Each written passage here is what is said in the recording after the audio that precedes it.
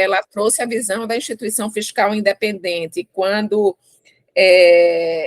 Pedro Rossi veio aqui, trouxe a perspectiva da Universidade de Campinas, né, do grupo lá de professores que ele faz pesquisa. Quando o Rafael veio, trouxe a perspectiva do governo federal. Então, a partir desse conjunto aí de perspectivas para que os alunos possam elaborar aí um pensamento crítico, né, conhecer e elaborar um pensamento crítico sobre ele. Certo? Sim, quanto tempo mais ou menos de fala depois de debate? Veja, o horário é de 7 às 9, podendo acabar antes, tá? Nos encontros anteriores eu tinha feito uma fala introdutória, mas como esse é especificamente, né? Por exemplo, a Vilma era relações entre o novo arcabouço fiscal e a reforma tributária, né? Então, a relação entre novo arcabouço e teto de gastos, eu trazia uma nota introdutória, mas como esse nosso encontro é especificamente a visão da auditoria cidadã da dívida, eu achei melhor, na verdade, deixar a fala com você. Tá? Então, eu vou fazer só uma abertura simples, agradecer a sua presença, tá certo? E aí você fala pelo tempo que você achar necessário para esclarecer essa perspectiva da auditoria cidadã sobre o novo arcabouço. Eles já estão cientes dos conceitos, né, de como funciona, apesar de entenderem que é complexo o tema, né, eles têm dúvidas, mas assim, eles já, a partir desses, hoje sendo 4 encontros, eles já compreendem bem, né, como é que vai funcionar, mas assim, a ideia é você trazer, olha, para a auditoria cidadã, isso vai representar, né, o quê? Né, o que é que isso vai trazer de novo, o que é que isso melhora, o que é que isso piora, né, na perspectiva aí da leitura da auditoria cidadã. Então, você fique à vontade, e aí depois a gente pode abrir, na verdade, a gente tem aberto para debate, né? Tem tanto oral quanto pelo chat, tá certo? E aí você pode controlar o tempo como você preferir, tá certo, Rodrigo? E não necessariamente a gente precisa terminar às 9, a gente pode terminar antes também.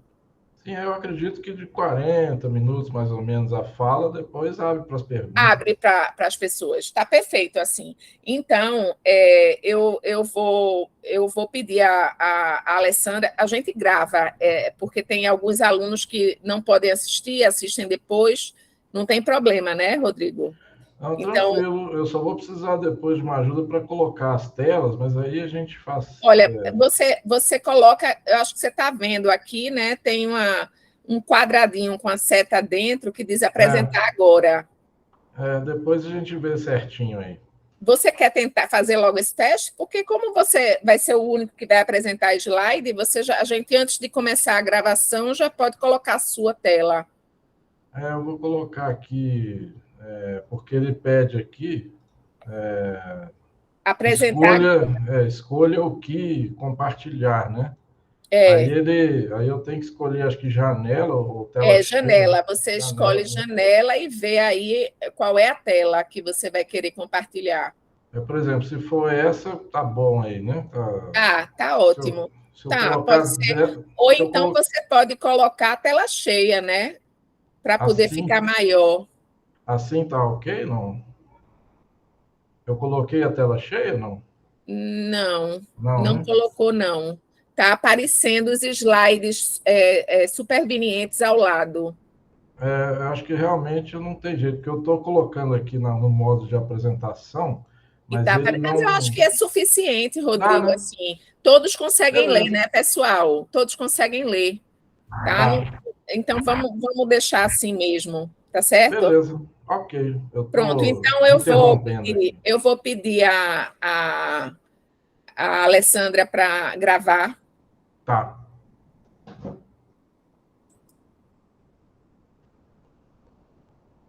Vamos iniciar a gravação? Então, boa noite a todos e a todas. Eu gostaria de dar as boas-vindas a Rodrigo Ávila, que é economista da Auditoria Cidadã da Dívida. Muito obrigada, Rodrigo, por estar essa noite conosco. O Rodrigo já teve em uma outra ocasião, acho que foi o semestre passado, na nossa turma do PPGD, do Programa de Pós-Graduação em Direito, das aulas regulares, e hoje ele vem, na verdade, para fazer uma apresentação sobre a Auditoria Cidadã da Dívida e a perspectiva da auditoria sobre o novo arcabouço fiscal, nesse último encontro do nosso minicurso sobre o novo arcabouço fiscal. Então, eu dou as boas-vindas a ele. Muito boa noite, Rodrigo. Muito obrigada pela sua presença. Agradeço a presença também dos alunos, né, e das alunas que estão aqui conosco essa noite. E, na verdade, nos bastidores, eu pedi ao Rodrigo que fizesse uma apresentação, né, disse a ele, olha, meus alunos conhecem a Auditoria Cidadã da Dívida, mas como aqui é um grupo mais heterogêneo, né, tem meus alunos e pessoas de fora, seria interessante essa apresentação, e, na verdade, trazer para a gente, né, a perspectiva da Auditoria Cidadã sobre esse novo arcabouço fiscal, né? O que é que a Auditoria Cidadã pensa, na verdade, sobre o novo arcabouço fiscal? Qual a repercussão desse novo arcabouço fiscal na nossa economia, no nosso futuro, na nossa vida social? Então, eu passo de imediato a palavra a Rodrigo Ávila. Fique à vontade, Rodrigo, para compartilhar aí o seu slide e fazer a sua apresentação. Obrigado, professora Luciana, a todos os alunos e alunas, né, todos que estão participando, né, desse evento importante. Agradeço aí pela oportunidade, né, de estar colocando aqui a visão, né, da Auditoria Cidadã da Dívida sobre o novo arcabouço fiscal, né. Eu até vou colocar algumas telas daqui a pouco, né, tentar colocar aqui. Tá bom aí, dessa forma? Tá bom, tá ótimo, Rodrigo. Beleza. Só para introduzir o tema, né, eu sou economista da Auditoria Cidadã da Dívida, sou Rodrigo Vieira de Ávila, economista da Auditoria Cidadã da Dívida, que é uma entidade que visa, né, uma auditoria sobre a dívida pública brasileira. Né? Como a gente vai colocar no decorrer da palestra, a auditoria da dívida está prevista na Constituição de 88, mas infelizmente não foi realizada, né? Então, como os governos não fizeram, a sociedade civil se organizou, né, e faz, né, uma auditoria feita pela sociedade, né, no sentido de pressionar, né, pela realização da auditoria oficial. Né? Ao longo das telas eu vou aprofundar um pouco a ação, né, as atividades da Auditoria Cidadã da Dívida. E aqui hoje, né, estamos aí nesse importante colóquio, né, o novo arcabouço fiscal, qual a visão da Auditoria Cidadã da Dívida. Né?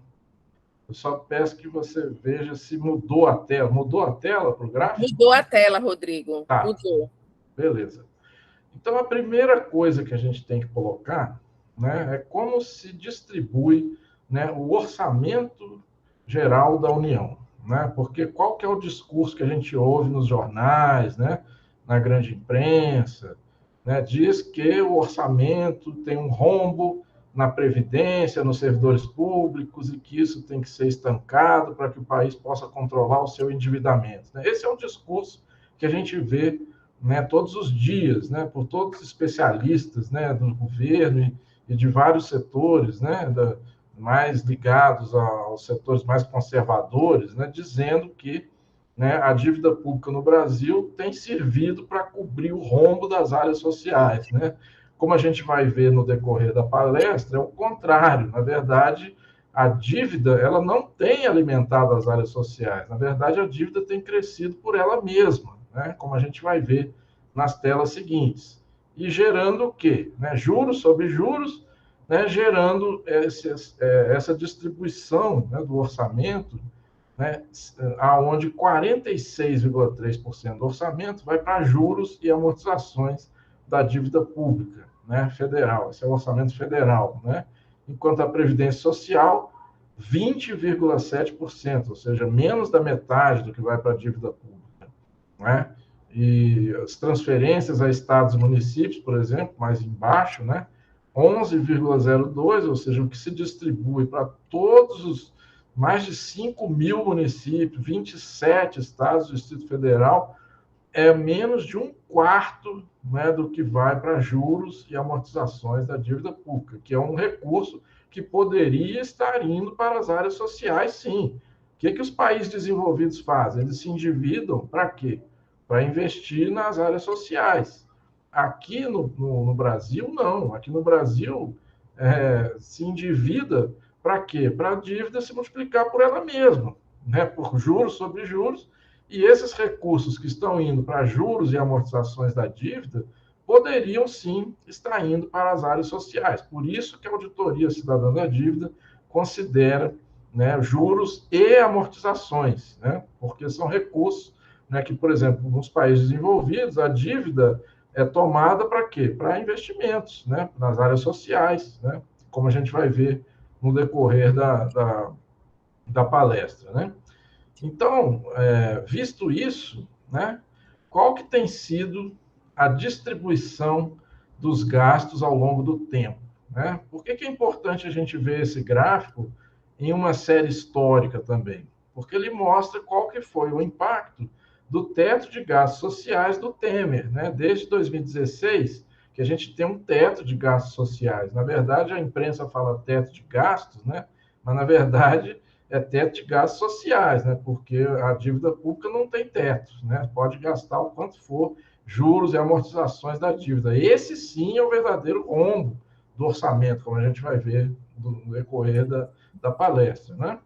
A gente vê que, principalmente a partir de 2016, 2017, né, os gastos sociais eles têm sido mais contidos, né? A gente vê lá embaixo a Previdência Social, pessoal em cargos sociais, assistência social, educação e cultura, saúde e saneamento, já algumas áreas sociais selecionadas, se antes ela ainda crescia um pouquinho, né? Agora, realmente, né, com o teto de gastos sociais, elas se estagnaram. Enquanto isso, a dívida pública não tem limite, né? Ela sobe, explode, né? Mais de 2 trilhões, né, gastos com a dívida por ano atualmente, né, infelizmente, né, enquanto que as áreas apontadas, né, pela grande imprensa, né, como as grandes vilãs, né, por exemplo, pessoal em encargos sociais, previdência social, não chega nem à metade, né, do que é a dívida pública. Então, aí a gente pode ver qual foi o impacto do teto de gastos sociais do Temer, né? Inclusive, se a gente olhar especificamente sobre a educação, né, se a gente pegar os recursos do Ministério da Educação, né, em valores já deflacionados, né, pelo IPCA, a gente vê que exatamente a partir de 2015, 2016, que os recursos do Ministério da Educação estão estagnados completamente, né? A gente vê que em 2022, né, o que se gastou foi um valor equivalente, comparável a quase 10 anos atrás. Ou seja, nós estamos há 10 anos parados, né, sem aumentar os investimentos em educação por conta de um teto de gastos cuja justificativa seria o pagamento da dívida pública, né, que não para de crescer, por quê? Não é por causa dos gastos sociais, é por causa dos juros sobre juros, né? Ou seja, existe um equívoco, né, de origem, né, nessa política, né? E se a gente olhar, por exemplo, dentro do Ministério da Educação, o ensino superior, né, a gente vê que o impacto do teto de gás do Temer foi pior ainda, né? A gente vê que há uma queda livre, né, os investimentos em ensino superior, né, considerando aí todas as universidades federais, né, do país, né? A gente vê que nós estamos aí a um nível, né, 30 bilhões, né, investidos em 2022, um valor comparável ao que nós tínhamos em 2011, né, o que é um absurdo. Estamos há 10 anos aí patinando, parados, né, e com uma queda livre desde a emenda do Temer, né? Por quê? Sempre sob a justificativa de priorizar pagamento de uma suposta dívida pública que nós vamos analisar mais à frente, né? E para 2023, né, a previsão para juros e amortizações da dívida pública é 16 vezes superior a todos os recursos do Ministério da Educação para esse ano, né? Isso foi a previsão inicial, teve uma pequena alteração aí, acho que foi para 164, esse valor, mas continua sendo 16 vezes menos, né? Então, é importante a gente discutir essas coisas, né? Porque enquanto os países desenvolvidos pegam empréstimos para investir nas áreas sociais, Aqui no Brasil, a gente pega empréstimo para quê? Para pagar a própria dívida, né? Pagar juros e amortizações da própria dívida, né? Então, é importante a gente discutir isso. Finalmente, né, no final do ano passado, se conseguiu, né, criar uma porta de saída, né, para o teto de gasto Temer, né, que foi a PEC da transição, Emenda Constitucional 126 de 2022, né, a transição de governo, né, se previu finalmente, né, o fim, né, do teto de gastos, né, do Temer, quando fosse sancionar, aí que está a questão, né, iria acabar, né, o teto de gastos, mas só quando fosse sancionado um projeto de lei complementar, né, encaminhado pelo presidente da República, prevendo um tal regime fiscal sustentável para garantir a estabilidade macroeconômica do país e criar as condições adequadas ao crescimento socioeconômico. Isso que constou lá na PEC da transição. E aí, o que aconteceu foi exatamente o novo arcabouço fiscal, né, que substitui o teto de gasto do Temer, que, na verdade, o novo arcabouço fiscal já foi convertido, né, na Lei Complementar 200 de 2023, que, infelizmente, né, criou um novo teto de gastos sociais. Né? Por que criou um novo teto? Né? Essa foi a apresentação original do governo sobre o novo arcabouço fiscal, lá em 30 de março de 2023, né?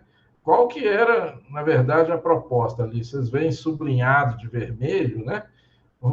Eles dizem assim, o atual teto de gastos, ou seja, continua tendo um teto de gastos, só que passa a ter uma banda com crescimento real da despesa primária entre 0,6% a 2,5% ao ano, né? Um crescimento pífio. E mais, esse crescimento tem que estar dentro de uma faixa de crescimento da despesa limitada a 70% da variação da receita. Ou seja, e mais, e tem que ter a meta de resultado primário também, de superávit primário, ali no lado esquerdo. Inclusive, metas superiores às expectativas de mercado, se a gente for olhar aí. Né? Ou seja, 2024 já é uma meta de 0, 2025, 0,5%, ou seja, isso aí acima do que o próprio mercado já previa. Né? Então, a gente vê que se antes a gente tinha um teto, agora a gente passa a ter 3 tetos, né, das áreas sociais. Enquanto isso, a dívida pública segue sem limite. E aí é como entrou no texto, né, da Lei Complementar 200. Né, mantém a estrutura básica do teto de gastos sociais. Esse texto aí é quase cópia da Emenda Constitucional 95, dizendo, né, que ficam estabelecidos para cada exercício, a partir de 2024, limites individualizados para o montante global das dotações orçamentárias relativas a, aí vem a palavrinha mágica, despesas primárias, né? O que significa despesas primárias? Né? Que o teto não é teto de gastos em geral, é teto de gastos primários, ou seja, que não inclui os gastos com a dívida pública, que estão fora do teto. Né? E aí vem o artigo 4º. Os limites individualizados a que se refere o artigo 3º dessa lei serão corrigidos a cada exercício pelo IPCA, ou seja, como era no Temer. E aí só vai ter um crescimento real não inferior a 0,6% ao ano e nem superior a 2,5%. Ou seja, novamente, o teto é só para gastos sociais, despesas primárias, enquanto os gastos com juros e amortizações da dívida continuam sem teto nenhum.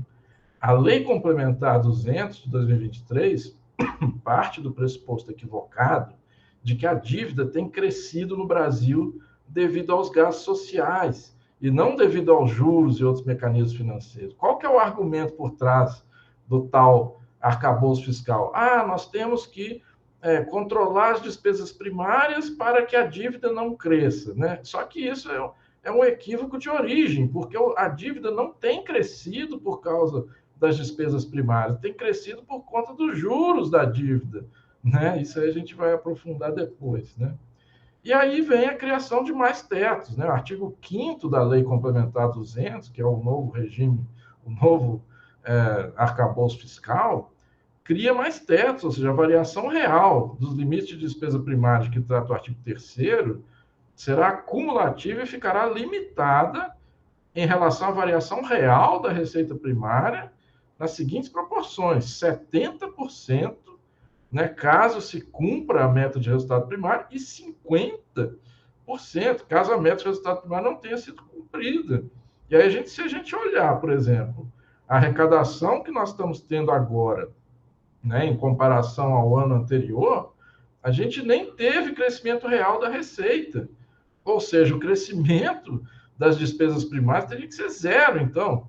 Né? Ou seja, é claro que isso aí pode mudar no ano que vem, a gente não sabe, mas se a gente pega o que tem ocorrido, né, já vai ter um teto absurdo, né, que é exatamente o crescimento da receita. Se a receita não cresce, o gasto primário também não cresce, ou seja, o gasto social não pode crescer, o que é um absurdo, porque o gasto social vai crescer sempre menos que a receita, né, para sobrar cada vez mais recursos para pagar juros e amortizações da dívida, que vai continuar não servindo para investimentos sociais. Por quê? Porque se faz uma meta de resultado primário, o que significa isso, superávit primário?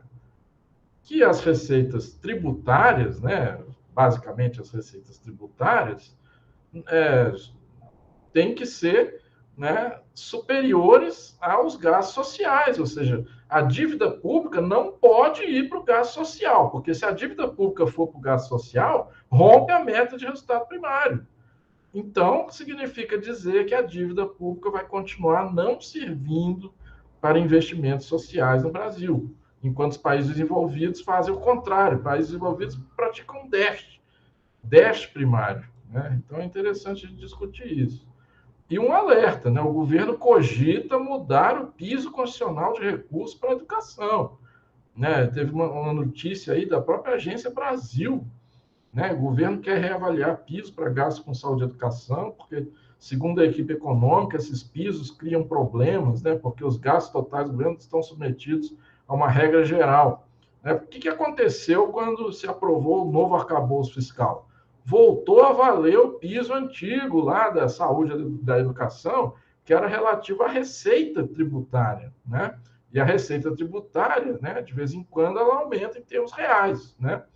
E aí o governo quer mudar isso, porque ele quer, né, que as receitas não, que os gastos sociais não cresçam, que não haja nenhum piso, né, para os gastos sociais, né? Ou seja, e aí dessa forma, caso os gastos com uma das duas áreas, educação e saúde, cresçam mais que a média das despesas, sobra uma fatia menor para outros tipos de gastos. Se a saúde e educação crescer, tem que cortar em outras áreas.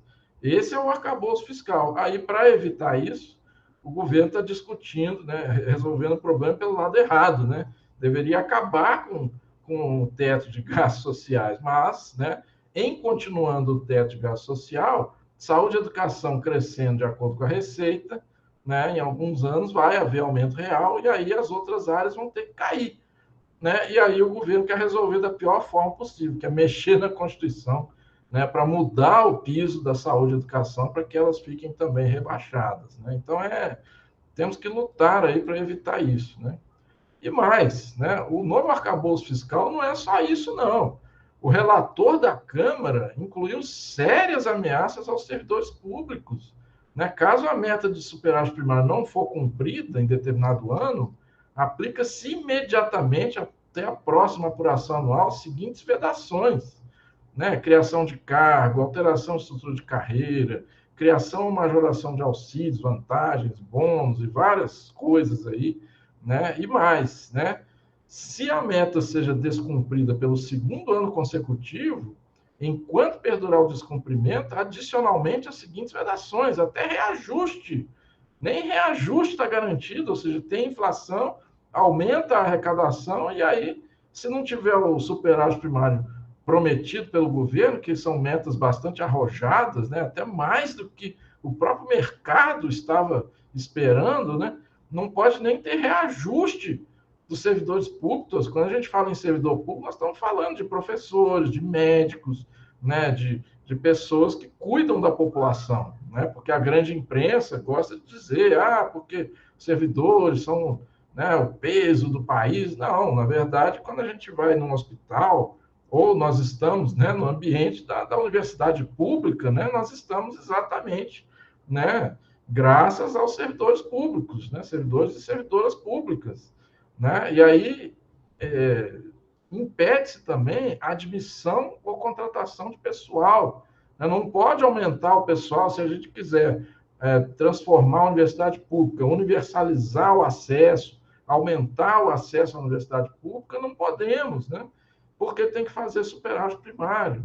E também não pode concurso público, ou seja, se descumprir por 2 anos a meta de superávit primário, que os países desenvolvidos não estão nem aí para isso, mas nós estamos, nós não podemos nos desenvolver. Como que os países desenvolvidos se desenvolveram? Universidade pública, sim, forte, né? Aqui no Brasil é o contrário, né? Bom, então, né, visto isso, né, que a dívida pública está por trás de tudo isso, né, temos que discutir, afinal, que dívida é essa, né? Porque a grande mídia sempre fala, se você tem uma dívida, você tem que pagar. Mas que dívida, né? Aí que está a questão, né? A auditoria é a ferramenta capaz de responder. Inclusive, como eu falei antes, está previsto na Constituição Federal de 88, teve um plebiscito popular no ano 2000, não sei se todos se lembram, né? Mais de 6 milhões de votos, né? As pessoas votaram, né, pelo não pagamento da dívida enquanto não se realizasse a auditoria, né? Como não se fez a auditoria oficial, né? Se criou, então, a auditoria cidadã da dívida, que é uma auditoria feita pela sociedade, né? Uma entidade da sociedade civil, auditoria cidadã, .org.br, exatamente no sentido de pressionar pela auditoria oficial, já que a dívida vem sendo pano de fundo de tudo isso, né? A sociedade brasileira tem sido extremamente sacrificada, né, com o pagamento da chamada dívida pública, sob várias formas, né? Como a gente falou, né, o sistema da dívida consome a maior parte do orçamento federal e parte significativa dos orçamentos estaduais e municipais, está por trás de todas as contrarreformas, como as da Previdência, né? É sempre a mesma justificativa, né? As privatizações que acontecem desde o governo Collor, a justificativa também é a dívida pública, tem que pagar a dívida e tal. É o responsável pelo teto de gastos sociais, é a dívida que está por trás também, sempre assim, né? Cortes, contingenciamentos, medidas de ajuste fiscal, superávit primário, âncora fiscal, que reduz investimentos sociais para que sobre mais para pagar os juros da dívida. Na verdade, quando a gente fala em dívida, né, como a gente já falou antes, né, qual que é o sentido original da dívida? Deveria ser um instrumento para financiar investimentos de interesse da sociedade, sim, né, viabilizando nosso desenvolvimento socioeconômico. Os países desenvolvidos fazem isso, mas não é isso que acontece, né? O endividamento público, na verdade, no Brasil, tem funcionado às avessas, né? Ele não tem colocado recursos nas áreas sociais, ele tem tirado uma subtração de recursos públicos, né, que são direcionados principalmente a bancos e grandes corporações, né? E a principal característica, uma dívida pública sem contrapartida em investimentos e atuação de mecanismos financeiros operados pelo Banco Central, que nós vamos ver daqui a pouco também, né? Esse é um gráfico que mostra a evolução da dívida interna federal ao longo das décadas, né? A gente vê que desde 94 a 2022 ela saltou enormemente, né? Se fosse para investir em escola, hospital, eu até seria a favor, mas, né, não foi, né? E aí por que teve essa evolução? Primeiro fator, taxas de juros injustificáveis, né? O que a gente vai discutir daqui a pouco, né? Para que taxas de juros tão altas, né? Realmente é necessário, né? Mecanismos financeiros, remuneração da sobra de caixa dos bancos, questionáveis prejuízos do Banco Central com tal swap cambial, né? Várias coisas que geram dívida e que a gente nem sabe como que a população recebe o dinheiro. Na verdade, não recebe. Simplesmente se gera dívida a partir do nada para o dinheiro ir para os setores mais ricos da sociedade. Teve também transformação de dívidas privadas em dívida pública, falta de transparência, né? Por exemplo, a remuneração da sobra de caixa dos bancos, né? Vocês sabiam que hoje os bancos têm mais de 1 trilhão de reais para emprestar para as pessoas e empresas, né?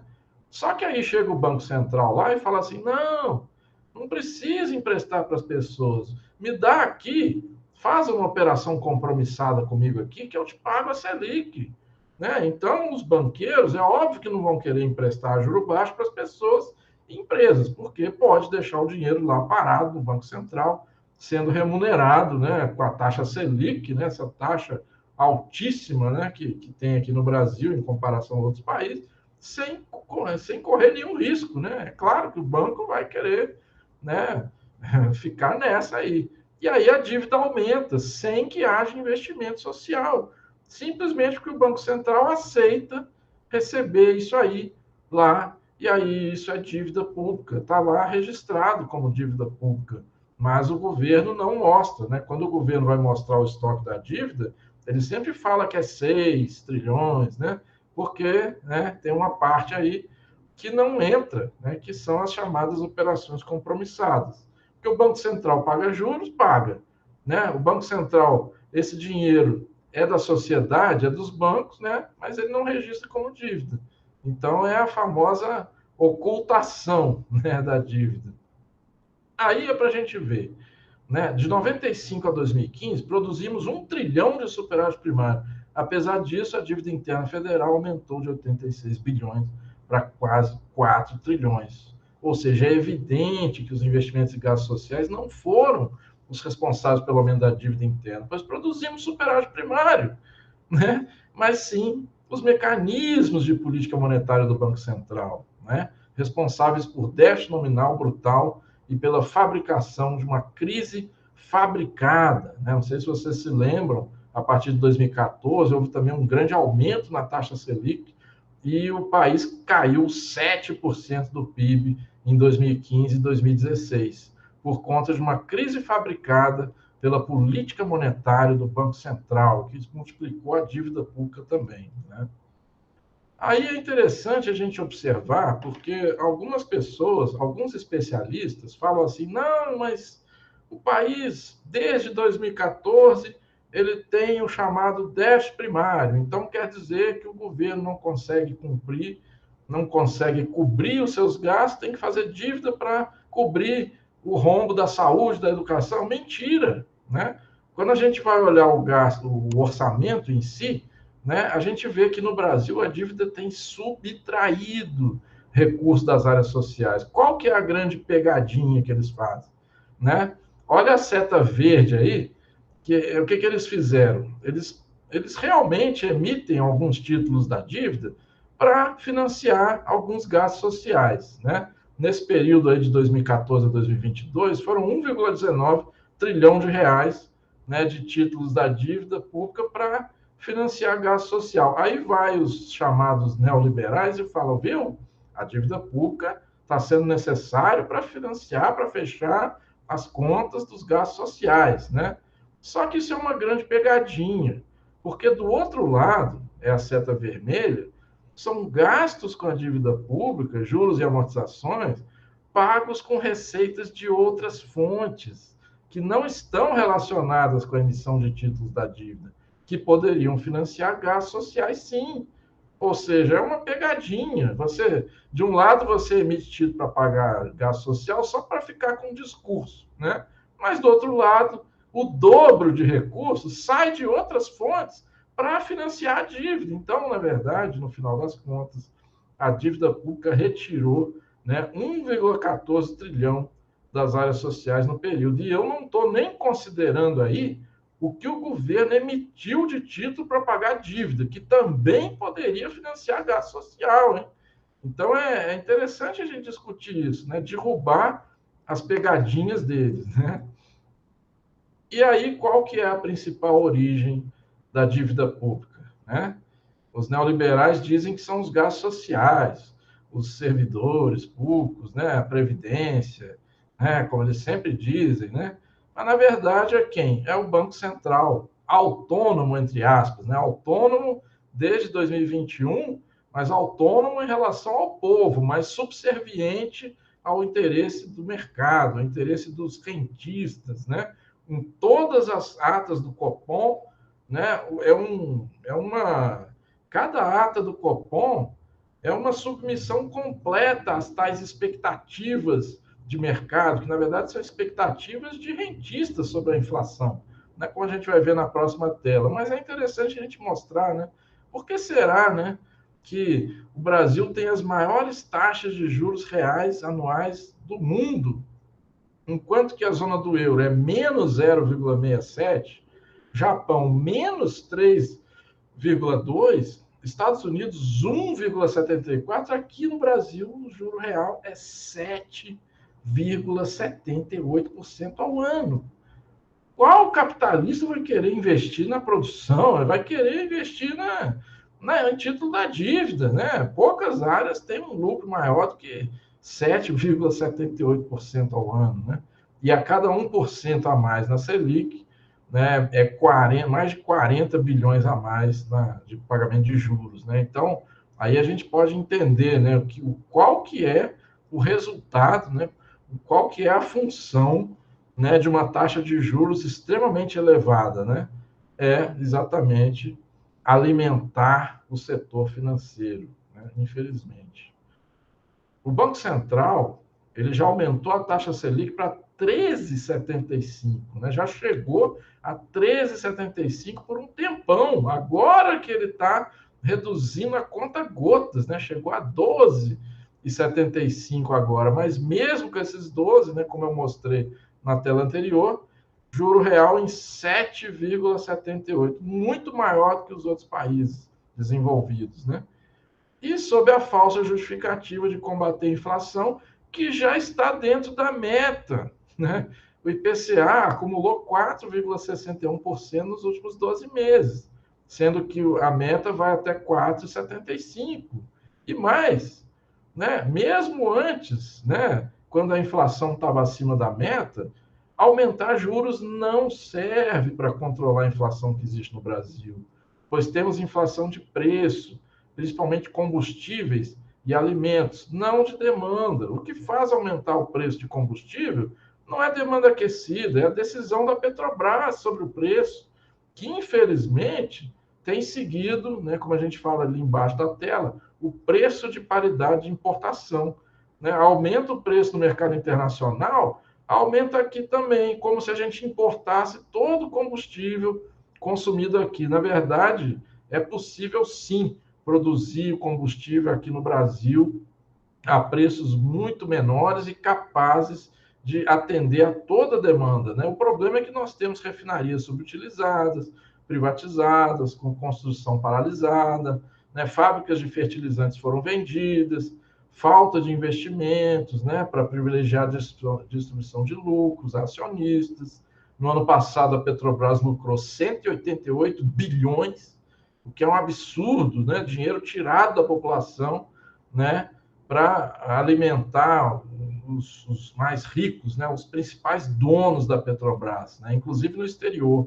Né? Não tem nada a ver com excesso de demanda, essa inflação que tem no Brasil. Tem a ver, sim, com a ganância dos donos da Petrobras. Vamos falar o bom português aqui, né? Porque quando fala que tem que aumentar juro para segurar a inflação, não tem nada a ver.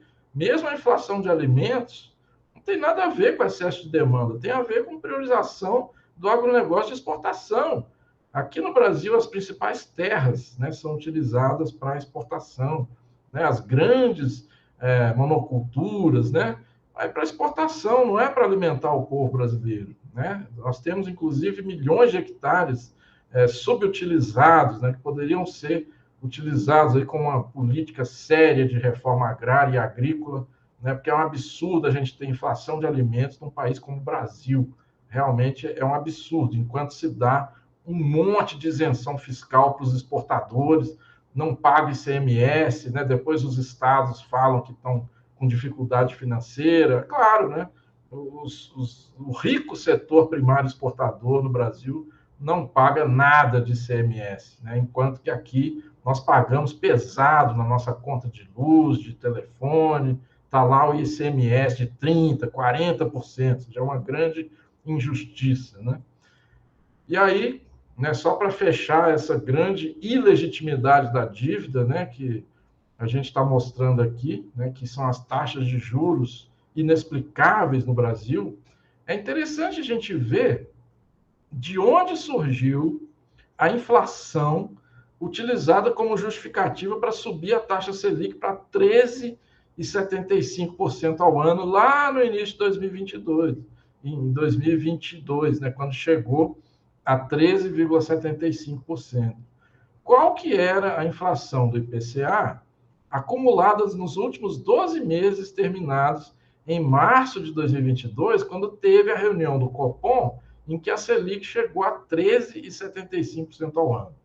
O índice geral do IPCA era de 11,3%, mas a alimentação era 13%, farinha de trigo 18%, aves e ovos 18%, milho em grão 23%, etanol 24%, gasolina 27%, energia elétrica 28%, gás de botijão 29%, açúcar refinado 40%, gás veicular 45% e o óleo diesel que aumenta o preço de todos os setores na economia, porque todo mundo usa frete, né? Aumentou 46% nos últimos 12 meses terminados na reunião do Copom, em que se decidiu a taxa Selic em 13,75% ao ano, né? Ou seja, como se a inflação fosse um resultado de excesso de demanda. Não existe isso.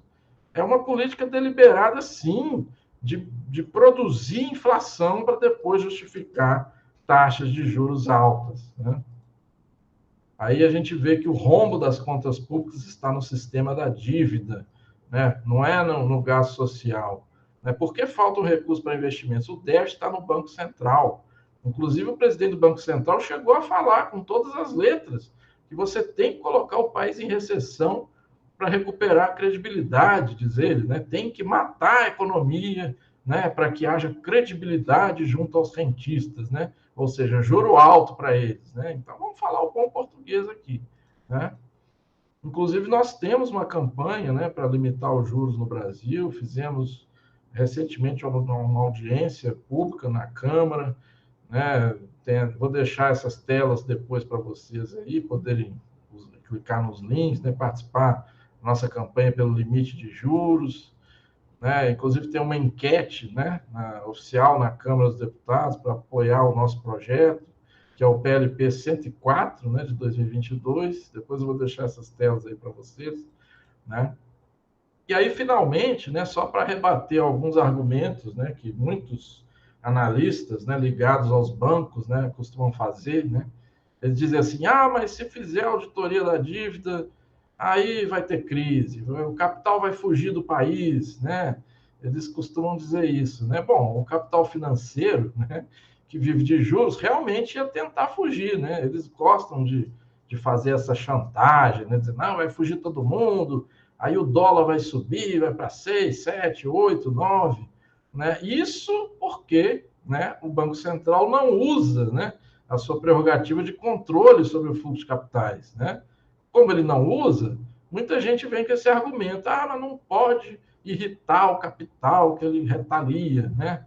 O Equador, por exemplo, em 2007 a 2009, provou que é possível auditar a dívida, aumentar os investimentos sociais, e não houve crise, coisa nenhuma, né? O Equador decretou a auditoria oficial da dívida, chamou a sociedade para auditar, inclusive nós fomos lá, né? Descobrimos as ilegalidades, o presidente mostrou, né, por A mais B, né, que a dívida era X, se pagou 2X, e a dívida no final era 5X, ou seja, mostrou em termos didáticos para a população, né, o que era aquela dívida, a população entendeu, né, houve correlação de forças por causa disso, né, ou seja, correlação de forças não é uma coisa estática, é possível se produzir, né, a correlação de forças necessária para a gente poder mudar essa realidade. O Equador mostrou isso, né? E aí o resultado foi que os próprios bancos, né, ficaram desesperados para negociar. Não, peraí, vamos negociar. E o presidente lá foi até bonzinho, né? Falou, não, eu pago 30% dessa dívida e quem quiser o resto, que entre na justiça contra mim, que eu entro contra vocês com as provas da auditoria. Resultado, né? Todo mundo aceitou prontamente, né? Então é interessante a gente mostrar esses fatos que desmontam, né, esses argumentos neoliberais, né? E o último argumento deles também, eles costumam dizer assim, não, porque a auditoria e eventual anulação de dívidas vai prejudicar os trabalhadores por causa dos fundos de pensão, dos fundos de investimento, né? Porém, né, quando a gente olha a Auditoria Cidadã da Dívida, buscou exatamente esse dado, né? Em que mãos que está a dívida, né? Quais são os setores beneficiários da dívida interna federal, né? O primeiro problema aí é que o Tesouro Nacional costuma divulgar umas tabelas parciais. Ele não divulga as operações compromissadas, né? As outras formas de dívida pública que o Tesouro esconde. Ele fala, não, isso aí é dívida do Banco Central. Ora, o Banco Central paga juros para os banqueiros, sim. Com que dinheiro? Dinheiro do Tesouro, né? Porque o Tesouro paga juros para o Banco Central. Depois, quem quiser no debate, eu posso explicar como é que funciona isso, mas é uma total falta de transparência, né? Quando a gente mostra os dados inteiros, né, a gente vê que os bancos nacionais e estrangeiros já têm 41% da dívida, os estrangeiros 8%, seguradoras, que em muitos casos têm ligação com os bancos, também 3%. Ou seja, a gente não é banco, a gente não é estrangeiro, a gente não é seguradora. Só aí já tem 50% da dívida interna federal que não tem nada a ver com a gente, né? Aí vai os analistas neoliberais e falam, não, mas as pessoas têm fundo de investimento, têm fundo de pensão, né? Vamos ver. No caso dos fundos de pensão, o que o governo diz, né? Os governos sucessivos que mostram esse dado, né? Falam, a Previdência tem lá, 19% da dívida, está nas aplicações ligadas à Previdência. Só que eles não dizem, né, que essa parte amarela aí não é fundo de pensão somente, né? Tem a Previdência privada, aberta, né? Onde os ricos também colocam seu dinheiro.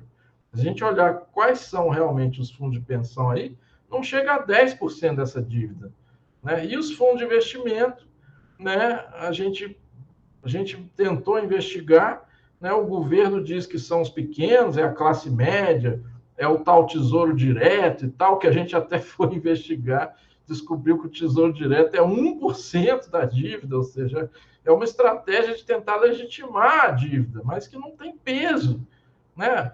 Aí o fundo de investimento, tentamos investigar, mandamos requerimento oficial de informações para o governo. Queremos saber a distribuição, né, entre os maiores e os menores. Queremos saber, inclusive, os nomes, né, dos grandes beneficiários da dívida. Aí vem a resposta e diz assim, não podemos informar, sigilo bancário, nós nem sabemos quem são os... Se o governo nem sabe quem são os credores, como é que ele está pagando? Né? Então, é estranho isso aí. Né? Então, se o próprio governo não divulga, né, fica difícil assim. Né? Depois eles ficam dizendo que é a classe média, não é o grande. Né? Então, tudo isso tem que ser discutido, né? Porque o objetivo da auditoria é exatamente separar, né, os pequenos dos grandes e dar o tratamento devido a cada um. Né? Porque os grandes é que são responsáveis por essa política que nós temos aqui no Brasil. Né? Bom, então, para não ficar só no diagnóstico, né, temos também as estratégias de ação. Né? O primeiro passo é o conhecimento da realidade, é o que nós estamos fazendo aqui, um modelo econômico errado, né, um sistema da dívida, política monetária suicida do Banco Central. A partir do momento que as pessoas entendem isso, aí começa uma mobilização social consciente, né? Porque se ficar vendo só o jornal, os analistas conservadores, né, pensa que o problema do Brasil é o servidor público, né? É a previdência, né? É como se estivesse num mundo imaginário, né? Mas quando a gente observa a realidade, aí sim é que a gente vê, né, que é necessário uma mobilização social, né? E com ações concretas, né? Nós temos várias ações, né? Temos uma campanha pelo limite dos juros, a campanha é hora de virar o jogo, a auditoria da dívida com participação social, né? E peço aí que consultem a nossa página, né? auditoriacidadã.org.br, onde nós temos aí várias atividades, né? Inclusive temos as nossas redes sociais também, né? Estão aqui, né? O site auditoriacidadã.org.br, temos as nossas redes, né? Facebook, YouTube, Instagram, Twitter, onde todos os dias nós divulgamos três posts diários, né? Com figuras didáticas sobre a dívida, vocês podem compartilhar, vocês podem mandar, inclusive por WhatsApp, né, para seus grupos, né, porque hoje em dia é fundamental a mobilização, inclusive nas redes sociais. Mas nós fazemos também atividades presenciais, né? Na semana passada nós estivemos, inclusive, na Câmara dos Deputados, lançando a frente parlamentar, né, pelo limite dos juros e pela auditoria da dívida pública com participação social, né? Porque tem gente que fala, né, TCU, CGU já auditam a dívida, não audita nada, né? Não, sem participação social, quem é que vai impugnar esses juros absurdos do BC? Que o TCU diz que é tudo normal, né? Não precisa impugnar e tal, não tem problema nenhum. Então é interessante, né, a gente mostrar essas ações, né? Temos a campanha É Hora de Virar o Jogo, né? Eu deixo, inclusive, esses contatos para vocês, né? E fiquem à vontade, né, para fazer as questões, essas telas, inclusive, como eu já falei, eu vou deixar à disposição, né? Vou encaminhar para vocês, né? Até pergunta aí se foi interrompida aí a apresentação, se voltou, né? Foi, Rodrigo, está interrompido. Isso. Ô, Rodrigo, eu queria até fazer um comentário, não é uma pergunta, é um comentário que hoje circulou muito, não sei se você leu a entrevista do ex-diretor do Banco Central, economista-chefe, hoje da ASA Investments, né, o Fábio Kanzuk, Sim. deu hoje uma entrevista no Estadão, e a fala, né, de abertura dele manteria juro alto até afundar a economia e ancorar a expectativa. Né? Então, essa é uma fala e foi uma entrevista decorrente aí do boletim, né, do comunicado do Copom da última quarta-feira, dia 20, né? E é uma fala que se assemelha aí em outras circunstâncias também à do próprio presidente do Banco Central. Então, essa é a lógica. E o que é interessante é esse rodízio de cadeiras, né, Rodrigo? De repente, você está lá como diretor de política econômica do Bacen, né, que, na verdade, tem uma expectativa de defender interesses que são interesses públicos, né? E aí você já vai, né, para uma posição aí de economista-chefe de uma grande, né, de uma grande empresa aí de investimentos financeiros. Não sei se valeria a pena você fazer uma referência né, a esse tema, essa fala e também a esse contexto aí dessa dessa ocupação aí de cadeiras, né, esse vai e vem aí que necessariamente confunde aí os interesses públicos e privados, né? Exatamente. Enquanto os outros participantes aí vão pensando aí nas perguntas, né, é interessante a gente ver essa fala aí, né? Como a gente colocou na palestra, né? Hoje a inflação já está dentro da meta, né? Já está dentro do intervalo da meta. E quando não esteve, né? Não é porque havia demanda aquecida que demandaria um juro alto para conter essa demanda. Não existe isso, né? Aí vem essa pessoa aí e diz que, né? Mas os agentes econômicos, na verdade, são os banqueiros, né? Eles estão esperando, né? As expectativas deles são de que no futuro a inflação vai crescer porque o governo está gastando demais na área social.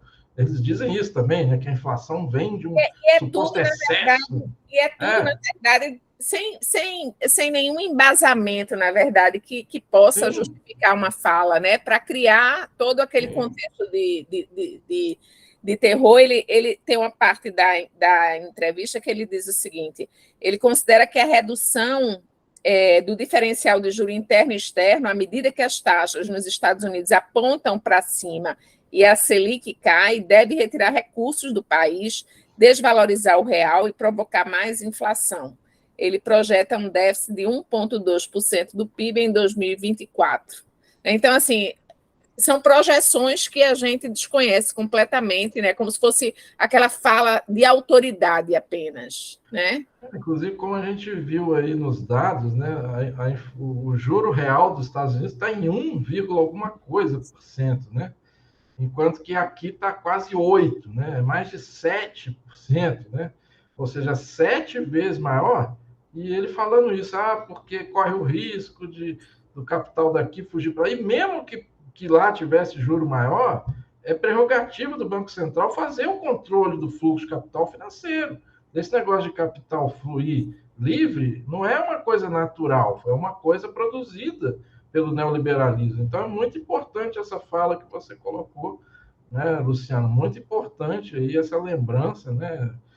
Isso aí mostra muito bem como eles são arrogantes, né? Eles falam, não, tem que afundar a economia mesmo, até que as expectativas se ancorem, né? O que significa isso? Até que os banqueiros fiquem bonzinhos, né? Porque estão recebendo muita grana, né? Dos juros da taxa Selic. Vamos falar um bom português aqui, né?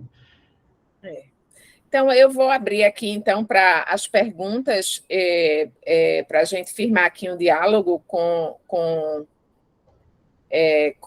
o Rodrigo. Não sei se alguém tem interesse em fazer alguma pergunta oralmente. Já que a gente tem tempo, vocês fiquem bem à vontade, né, para poder fazer essa pergunta oralmente, participar aqui do debate. Não sei se alguém tem esse interesse.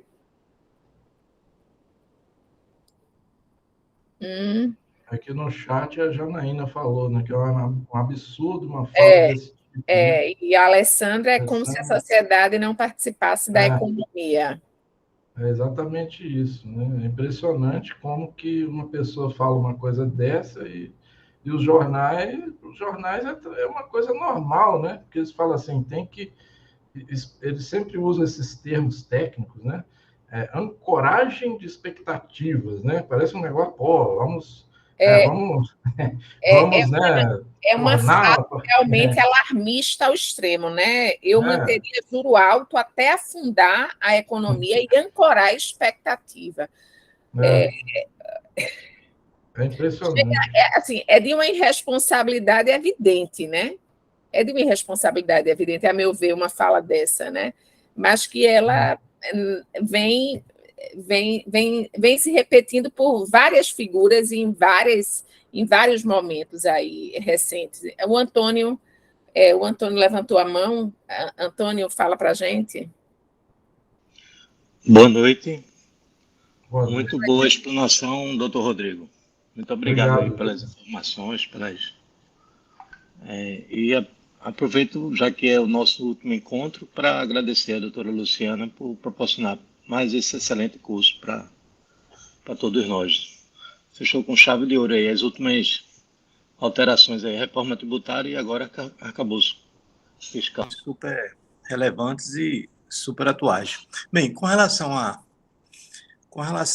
minha questão, à minha dúvida, em relação justamente a esse problema que nós temos, né, de gastar tanto dinheiro do orçamento com pagamento da dívida pública, né, para pagamento esse pagamento financeiro que nós somos obrigados a praticamente todos os países do mundo existe essa mesma determinação para que os países, inclusive os países, pelo menos o que eu tenho lido, que os países que não pagaram, deixaram de pagar, ou seja, fizeram algum calote, eles tiveram consequências negativas. Eu não sei até que ponto isso é verdade. Eu gostaria, Rodrigo, que você, se possível, se aprofundasse nessa questão, porque, por exemplo, o candidato Ciro Gomes defendia, né, que eu acho um absurdo, um pagamento de quase 50% só para pagar juros da dívida pública, é um absurdo realmente. Mas se por acaso dessemos um calote e deixássemos de pagar parte desses valores, não seria prejudicial ao país? Eu digo isso em face da literatura, né? Essa literatura neoliberal que praticamente todos os economistas defendem, batem nessa tecla. Se parar de pagar, é pior pelo país. As consequências são negativas, que o mercado vai se fechar, inclusive mundial. Gostaria de alguma explanação sobre isso, se for possível. Muito obrigado e agradeço mais uma vez a todos, a Luciana e o doutor Rodrigo aí, pela explanação. Obrigado aí pela pergunta, né? Enquanto os outros alunos e alunas aí vão pensando aí nas próximas perguntas, né? Vamos já responder essa. É muito interessante essa questão, né? Porque existe, Doutor Rodrigo, eu não estou ouvindo. Alô? Vocês estão me escutando? Eu estou, Antônio. Você não está escutando, não, Antônio? Não sei se ele desativou o áudio dele. Eu acho. É. Você está escutando? Estamos Ah, todos ouvindo. agora sim, agora sim. Me escuta, Antônio?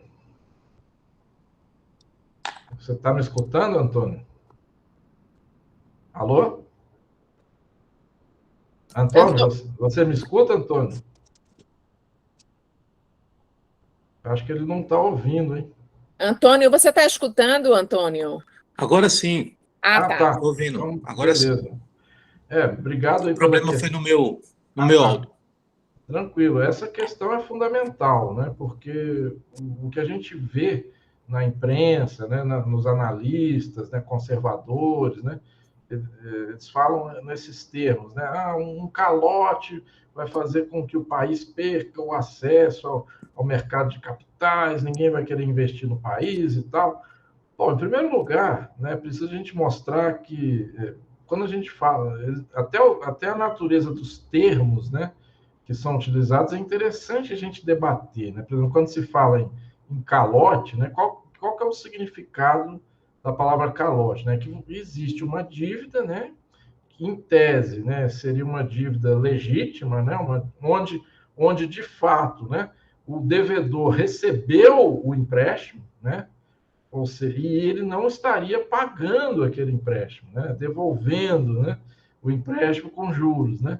Mas quando a gente olha a história do Brasil, na verdade, da dívida brasileira, a gente vê que o que é chamado de devedor, ele não recebeu o dinheiro, né? Por quê? Porque essa dívida é juros sobre juros. Desde nos anos 90, né? Essa dívida cresceu por quê? Porque o Banco Central estabelecia taxas de juros de mais de 50% ao ano, em, algum, em alguns momentos, né, no plano real, né, a taxa de juros era mais de 50% ao ano. E aí, como é que funcionava essa dívida? Como funciona ainda, né? O investidor estrangeiro vem aqui, compra os títulos da dívida e a riqueza dele é multiplicada. E aquele valor não vai para as áreas sociais, porque sempre se fez superávit primário nos anos 90, 2000 e até hoje a dívida não serve para investimentos. Ela, na verdade, serve para endividar o país para quê? Para pagar o próprio juros da dívida, né? Então, essa dívida, ela não é... nós, da Auditoria Cidadã da Dívida, não consideramos que essa dívida é legítima, porque o povo não recebeu o dinheiro. Na verdade, o dinheiro que foi tomado, emprestado, ele não foi para construir escola, hospital, não, ele ficou lá no caixa, ou do Banco Central, ou do Tesouro, para quê? Para pagar os próprios juros e amortizações da dívida que cresciam por causa dos juros sobre juros. Ou seja, essa fonte de recursos de novos empréstimos, né, que nos países desenvolvidos é destinado para a saúde, para a educação, para a previdência, né, para ações sociais, aqui no Brasil, o resultado da dívida não foi para as áreas sociais, foi só para pagar os juros e amortização da própria dívida. Ou seja, então, na lógica que nós vimos no Brasil, essa dívida não serve. Ou seja, mesmo que houvesse uma coisa assim extrema, né? Um isolamento do país, a dívida pública desaparecesse, os fluxos da dívida pública, o resultado seria mais recursos para as áreas sociais, porque essa dívida, na verdade, ela não serve, né, para o financiamento. É claro que a gente quer que essa dívida sirva para financiamentos. E aí os neoliberais poderiam dizer: mas os bancos não vão querer financiar a saúde, a educação, não vão querer emprestar para o governo agora, né? Porque eles sabem que o governo depois vai dizer: mas essa dívida é ilegítima e tal. Bom, isso aí, partindo-se do pressuposto, né, de novo, né, do pressuposto neoliberal de que quem escolhe, né, para onde vai o dinheiro dos bancos e a que taxas que serão cobradas, isso tudo seria uma definição dos bancos. né, naturalmente, a gente poderia pensar assim, mas se o banco não quer emprestar para o governo está ferrado, não vai poder financiar a saúde e a educação. Os bancos vão cobrar juros absurdos para emprestar para o governo. Bom, isso aí, partindo-se do pressuposto de que os bancos são os donos da economia, né? Quando, na verdade, se a gente olhar o artigo 192 da Constituição, diz o seguinte, que o sistema financeiro nacional ele tem que estar a serviço da coletividade, né? Ou seja, tem que estar na lei, sim, para onde vai o recurso do sistema financeiro nacional. E há que taxas também. Se a gente olhar lá o artigo 192, original da Constituição de 88, dizia isso, e dizia também que tinha um limite de juros de 12% real. Né? Aí, infelizmente, esse limite não foi obedecido, né? Mas tinha lá, tem ainda, né, que o sistema financeiro nacional tem que servir à coletividade. Aí muitos poderiam dizer, mas é impossível normatizar isso. Ora, hoje em dia já é possível. Os recursos da poupança têm que ir, grande parte deles, para a construção civil, e vão. Está lá no papel escrito, né? Tudo que as pessoas depositam na poupança, na caderneta de poupança, vai para, uma grande parte disso vai para a construção civil, né? Ou seja, é uma questão política, né? É óbvio que os neoliberais vão dizer, o país vai perder acesso ao mercado de capitais e tal, como se, né, hoje o mercado de capitais abastecesse as áreas sociais. Na verdade, é o contrário, ele tira, ele suga, né? Mas eu vou além, né? Eu quero que realmente, né, os recursos do sistema financeiro nacional vão para as áreas sociais. E é possível ir, como foi no Equador. Né? No Equador se fez a auditoria, se anulou a dívida e o Equador continuou tendo acesso a financiamentos, porque todo mundo viu que aquela dívida lá de trás era ilegítima mesmo. Já tinha sido paga várias vezes, como a dívida no Brasil também já foi paga várias vezes. Né? E era interessante para os financiadores, vendo qual que era o tipo de dívida que é considerado como legítimo ou não, dívida para o setor produtivo, sim. E o Equador continuou tendo acesso a financiamentos, porque se mostrou claramente qual é a ilegitimidade dessa dívida. Se mostrou para a sociedade em cadeia de rádio.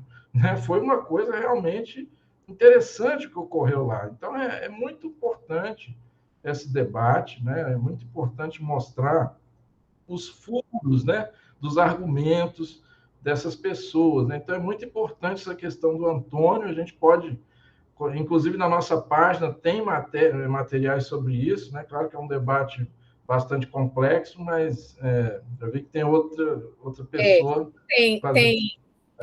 Tem uma outra pessoa e tem uma pergunta. Fernando, eu vou antes fazer a pergunta ao Rodrigo da Janaína, que está no chat, e aí eu abro depois a palavra para você, tá certo? Janaína pergunta, diante das previsões de dificuldade de cumprimento dos objetivos do novo arcabouço fiscal, o senhor acredita que há possibilidade de alteração na lei ou realmente estamos fadados a continuar acompanhando cortes nos investimentos nas áreas sociais para cumprir suas metas? É muito importante essa questão, né, da Janaína, né, porque as metas de superávit primário são muito arrojadas, né, superiores até o que o mercado estava querendo, né? Então, de fato, há esse problema, né, diante dessa previsão de dificuldade de cumprir todas essas metas, né? O que o governo pode fazer? Ele vai ter que cortar nas áreas sociais. E aí existe uma outra saída, né, que é alterar a meta, né, de resultado primário. Né? É claro que ele pode até alterar, né, mas, né, a gente tem que saber em que medida ele vai alterar, porque se for só de 1 para 1,1 ou 1 para 1,2, ou seja, isso aí não garante, né, que não haja cortes.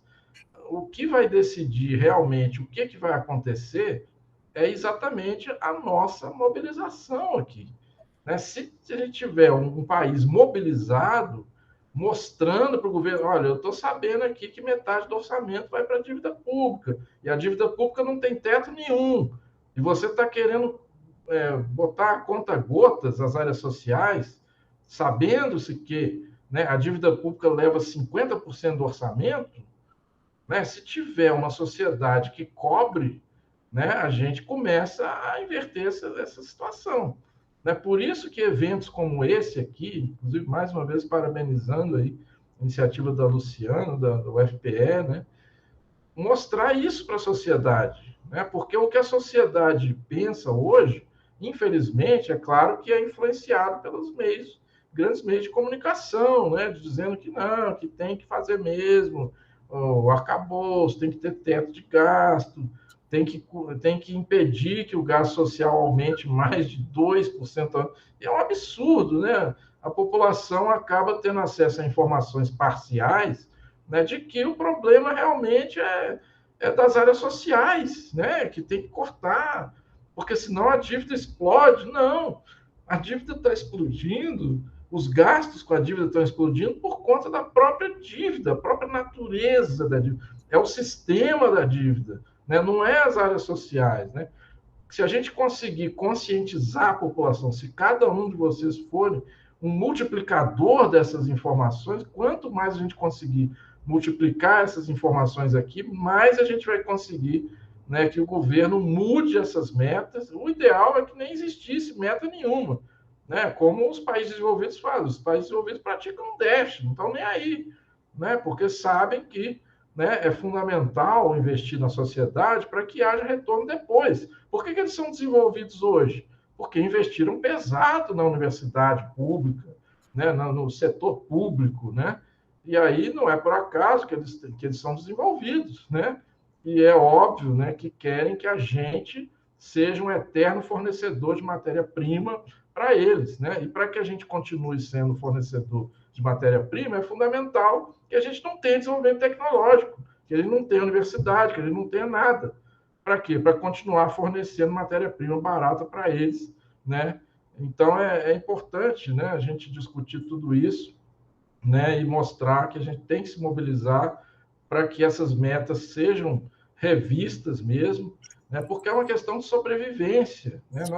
Inclusive do próprio governo. Quando eu falo aqui, quando eu critico o governo, né, muitas pessoas podem dizer, pô, mas você está querendo derrubar o governo. Não, eu estou querendo que o governo tenha sucesso, porque a gente já viu lá atrás o que deu. Né? Quando a Dilma botou o banqueiro do Bradesco lá no Ministério da Fazenda, em 2015, fez um ajuste fiscal pesado, né? Cortou o seguro-desemprego, aumentou a taxa Selic, botou o país num buraco, uma queda de 7% do PIB. Não é por acaso que, né, o lado de lá se aproveitou, né, e aconteceu o que aconteceu. Vetou a auditoria da dívida. Né? Por que eu estou relembrando isso? Né? Preferiu vetar a auditoria da dívida e colocar o economista do Bradesco no Ministério da Fazenda. Deu no que deu. Né? Uma crise sem precedentes, desemprego, falta de oportunidades. É óbvio que o lado de lá aproveitou e fez o que fez. Né? Então, quando a gente procura aqui, né, criticar o governo, nós estamos tentando que haja o governo tenha sucesso. Né? Porque para ter sucesso tem que ter investimento pesado, né? Não é por causa de uma conjuntura específica que nós estamos vivendo hoje, que é até uma pequena queda, né, no preço dos alimentos, né, que a gente tem hoje, que gera até uma certa situação um pouco confortável, né? Mas a Dilma também tinha essa condição lá em 2014 e em 2015 o jogo virou, né? Então é importante a gente mostrar isso, né? Que tem que mudar a estrutura da política para que o próprio governo sobreviva. Né? Então, é um pouco por aí. Rodrigo, eu tenho aqui 3 mãos levantadas. Eu vou começar com o Fernando, que foi o primeiro, e em seguida a Patrícia. Se você quer escutar cada um e falar em seguida, ou você escuta os 3? Tem o Fernando, a Patrícia e a Adriana. Acho que talvez teria que criar um bloco. Eu vou anotando as questões, porque às vezes algumas questões se entrelaçam aí. Acho que é melhor fazer o bloco, né? Fernando, você quer falar, Fernando, agora? Sim, pode ser. Boa noite a todos. Parabéns pelo evento, professora Luciana, professor Rodrigo também. Eu sou pesquisador aqui do mestrado da Universidade Federal de Alagoas e tenho uma formação também na área do direito, advogado, e também sou servidor da universidade, atualmente trabalhando na parte orçamentária, financeira, que eu também tenho essa formação na área da contabilidade. A professora Luciana, ela foi bem feliz aí em promover esses mini cursos, porque ela traz um primeiro bloco lá do curso anterior, falando sobre a reforma tributária e todas as suas nuances, desafios aí. E agora a gente traz um pouco da parte orçamentária, do arcabouço fiscal. E o que eu percebo nas minhas leituras, nas minhas pesquisas, a gente tem sempre buscado, pelo menos essa é a minha impressão, até mesmo lendo pareceres, exposição dos motivos de leis orçamentárias, de reforma tributária, e tenho dificuldade de enxergar duas coisas, e aí vai mais ou menos a minha pergunta, a minha indagação para reflexão. Qual o tamanho de Estado que nós queremos? Porque tudo isso tem um custo, demanda um custo, prioridades, metas, enfim.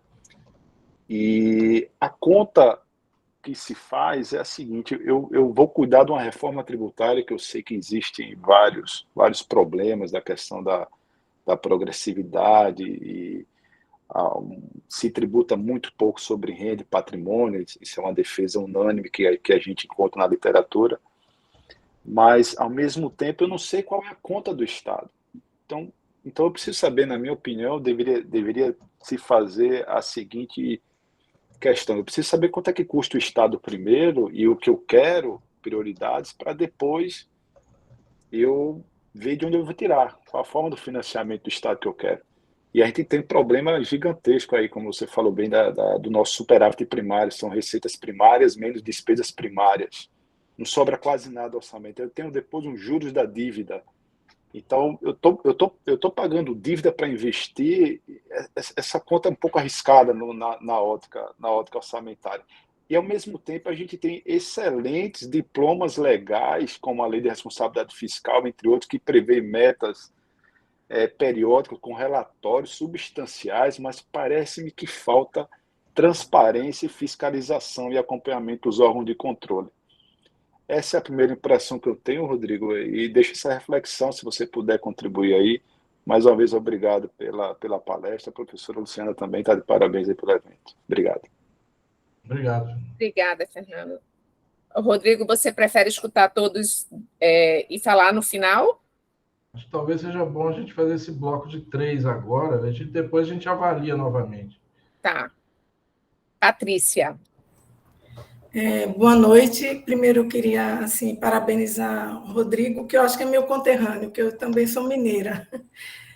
Parabenizar a Luciana e a doutora Luciana, a equipe da pós-graduação. Eu fui até sua aluna na graduação de Direito, me formei em 2004. É o seguinte, o meu comentário é mais uma reflexão, né? Porque a gente também está buscando alternativas para o problema, né? Não é só ver o problema em si. Eu trabalho na Secretaria da Fazenda, sou auditora fiscal da área financeira. Então, eu me lembro que, na época da última reforma da Previdência, circulou um material feito pelos auditores fiscais federais, em que eles tinham números mostrando os maiores devedores na área bancária. Os 3 maiores bancos devedores, só o valor dessa soma dos 3 era suficiente para cobrir o suposto déficit que se estava apresentando.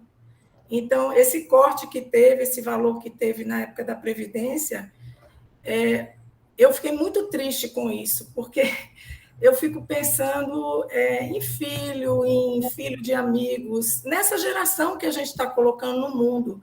Então, que perspectiva a gente está dando para essas pessoas, entendeu? Se hoje a gente tem uma boa perspectiva de aposentadoria ainda, e quem está entrando agora? Então, esse encontro de contas, eu acho que tinha que haver, porque o que está acontecendo é isso.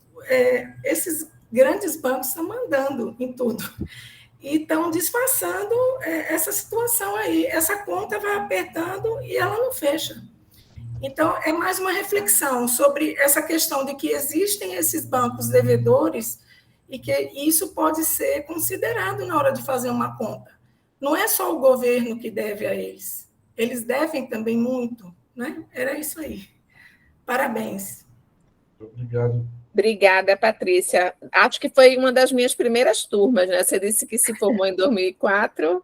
Eu acho que eu já tenho quase 25 anos de universidade, eu entrei muito nova. Acho que foi uma das minhas primeiras turmas. No início. Prazer, Patrícia. Que tal o prazer? Prazer. Então, eu passo para Adriana Falangola. Boa noite, gente.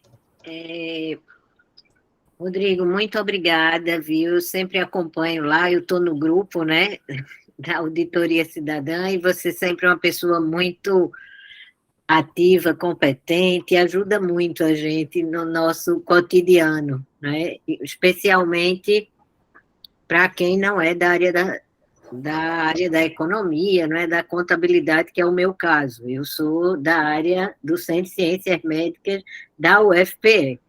Então, a auditoria ajuda muito, muito a gente, né? Com todo aquele investimento que vocês fazem, nos gráficos, na capacidade que vocês têm de estar sempre atualizando os dados, enfim. Então, para além, né, de agradecer e parabenizar pelo dia de hoje, agradecer pela existência da Auditoria Cidadã.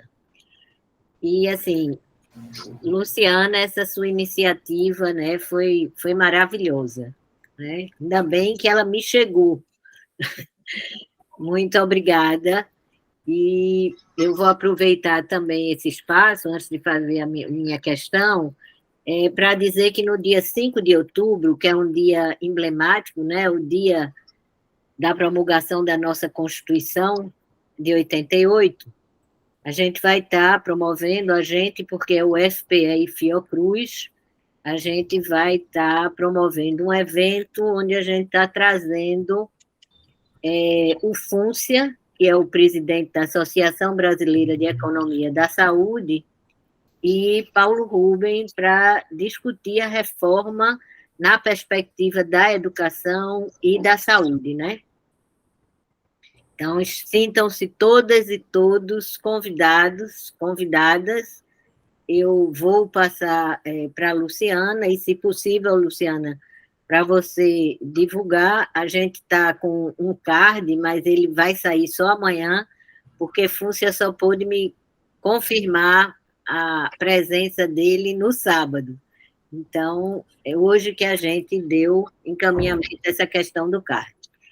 Bom, aí, Rodrigo, obviamente que eu vou puxar a questão para a saúde e a educação, né, que são minhas duas áreas, saúde de formação, educação, a área que eu trabalho, né, sou professora, então tem se discutido muito pouco, né, especialmente o reflexo, por exemplo, desse modelo fiscal em relação às universidades. Praticamente, eu não tenho visto nenhuma discussão em relação a isso, né? Eu não me sinto suficientemente habilitada para trazer essa discussão, mas uma coisa que me chamou muito a atenção é que essa autonomia, né, que está dada à universidade, né, é muito focada no modelo que a gente criticou tanto, que é a da universidade como prestadora de serviço, né, e que esse orçamento da universidade será mantido a partir dessa perspectiva, né? Então, isso é de uma gravidade imensa, né? Como a gente vai se manter, por exemplo, sendo a saúde coletiva, né? A gente não vende serviço. Enfim, e no campo da saúde, Rodrigo, a gente tem escutado, e aí de forma mais sistemática, e nos últimos 15 dias, isso parece que veio muito mais à baila, que é a questão de mexer, né, nos pisos da saúde e da educação. Então, se você puder trazer aí sua contribuição nesses dois aspectos, né, do quanto que vai ser necessário, e essa fala, ela tem, inicialmente, saiu de dentro do Ministério da Economia, né, e ela já está tomando o próprio interesses, o privado, ele já está fazendo essa discussão também, não o privado da saúde, né, porque o privado da saúde, ele tem interesse imenso no fundo público da saúde, mas a área da economia privada também alimentando esse discurso que essa reforma não se sustenta se não houver a desvinculação de recursos da saúde e da educação. Era isso, se você puder trazer um pouco, né, da discussão para esse aspecto, eu lhe agradeço. Obrigado pela questão, é muito importante, né? Eu vou responder as três aqui, só para eu ter uma ideia do tempo, perguntaria para a professora Luciana se tem mais alguém inscrito, só para eu... Não, não tem. Tá. Eu acho que a gente pode encerrar, né, as perguntas com essas três, Rodrigo. Eu vou responder... Adriana. Eu vou responder, se surgir mais alguma, depois a gente responde também, mas é só para eu ter uma ideia do tempo, né? Já são 20h30, né? Nós temos mais meia hora no máximo, né? Mas eu acho que essas três questões são mais ou menos interrelacionadas, né? Então é interessante, né? Porque o Fernando perguntou, né? Qual o tamanho do Estado que nós queremos, né? É muito interessante essa questão, né? Porque para a gente responder qual que é o tamanho do Estado que nós queremos, a gente tem que responder também o tamanho do Estado para quem, né? Porque, por exemplo, hoje nós temos um Estado gigante para o capital, né? E temos um Estado mínimo para as áreas sociais, né? Isso é o que a gente tem hoje, né? Aí a gente poderia perguntar, mas qual que é o tamanho que nós queremos? Isso passa, né, por definir para onde, a quem que o Estado vai servir, né? E como bem falou o Fernando também, né, quem é que vai financiar esse Estado, né? Ou seja, o tamanho do Estado que a gente quer passa por essas duas questões, né? A gente quer tributar os ricos, né? A gente não quer que tenha, por exemplo, um imposto sobre grandes fortunas previsto lá na Constituição de 88, né, que nunca foi regulamentado, né? A gente não quer ter isenção de distribuição de lucros, né, para os grandes empresários, né, o setor primário exportador, empresas que lucram 100 bilhões por ano, não pagando ICMS, né? A gente não quer isso. E, por outro lado, a gente quer que esses recursos, né, que vão para o Estado não vão para pagar juros desse tipo de dívida, ou amortizações desse tipo de dívida, mas que vá para as áreas sociais. Então, existe... Na verdade, nós vivemos o quê? É a luta de classes, ou seja, não existe um tamanho definido, né? O que a gente tem hoje, infelizmente, é, como eu falei, um Estado gigante para o grande capital e mínimo para os trabalhadores, né? O que nós queremos lutar politicamente, né, para que isso seja invertido. E é óbvio que em política não existe uma definição técnica, né? A política, por sua natureza, a disputa, né? Isso é luta de classe, sim, né? Nós queremos que o Estado seja o máximo possível para os trabalhadores e que os mais ricos financiem esse Estado, né? Aí os neoliberais poderiam dizer, mas aí você está querendo que o Estado pegue toda a riqueza dos ricos, isso não pode, né? Não pode tributar os ricos. Eles dizem, isso vai ser disfuncional para a economia, né? Sempre tem esse argumento, não, mas aí a população vai produzir só para o Estado. Eles têm muito esse discurso, né? Não, na verdade, por que enquanto o trabalhador paga 27,5% de imposto de renda, o rico lá que ganha bilhões e bilhões com lucros, inclusive os banqueiros, né, que lucram, né, com a dívida pública, não pagam nada. Por que eles têm isenção, né, de distribuição de lucros? Né? Não pagam zero de imposto de renda, enquanto os trabalhadores pagam 27,5%. Vocês sabiam que um estrangeiro que vem aqui ganhar com a tal dívida interna, né, que não é interna entre aspas, né, porque é o estrangeiro que vem aqui nessa liberdade de fluxo de capital, coloca o recurso dele aqui, lucra bilhões e bilhões e não paga imposto de renda, né? Desde 2006 é isento imposto de renda sobre o ganho dos estrangeiros na dívida interna, né? Pega lá, converte o juro dele em dólar e manda para o exterior. Enquanto isso, os trabalhadores pagam 27,5%. Enquanto a gente paga 40% de ICMS na conta de luz, as empresas exportadoras, né, Vale do Rio Doce, esse pessoal que lucra 100 bilhões por ano, não paga nada de ICMS pelas exportações, né? Enche o bolso de dinheiro. Então, na verdade, aí, né, inclusive buscando as alternativas, né, como a Patrícia perguntou, né, nós queremos tributar os ricos e que a dívida seja auditada, né, com participação social, né, e aí o tamanho do Estado que a gente quer é o Estado máximo que a gente puder para os trabalhadores e que os ricos financiem o Estado. Né? Então, essa questão do Fernando é muito interessante e correlaciona, né, com a questão da Patrícia, né, buscando as alternativas, né, porque, como ela falou bem, os grandes bancos devem ao Estado, né? Inclusive, apesar de eles já terem diversas isenções tributárias, né? Os poucos tributos, né, que eles devem, eles questionam na justiça, inventa todo jeito de tentar não pagar, né? E aí ficam devendo, sim, né? E aí é uma grande contradição, né? Eles falam, pô, se o país tem uma dívida, ele tem que fazer superávit primário, tem que cortar, né, cortar as áreas sociais, fazer superávit primário para pagar. Mas quando é eles que devem ao Estado, aí é diferente, né? Aí tem que postergar, tem que questionar, né? Aí realmente não tem que pagar a dívida, né? Então é interessante essa questão da Patrícia, né? Colocando, né, essa questão, quem está entrando agora, né, vai ter aposentadoria, né, como é que a gente pode garantir, né, como a gente colocou, né, todas essas reformas da Previdência que ocorreram no passado e podem ocorrer no futuro, né, qual que é sempre a mesma justificativa delas, né?